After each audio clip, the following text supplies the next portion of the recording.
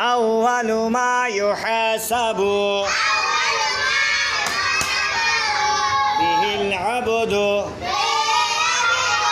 يوم القيامة الصلاة أول ما يحاسب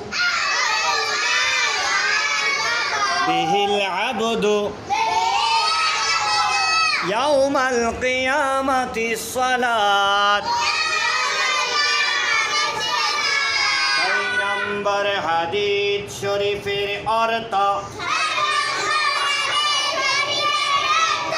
কিয়ামতের দিন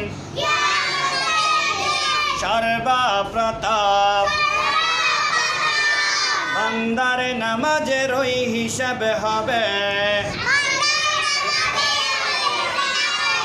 কিয়ামতের দিন সর্বপ্রথম বান্দার নামাজের ওই হিসাব হবে ছয় নম্বর হাদিস শরীফ أول ما يحاسب به العبد يوم القيامة الصلاة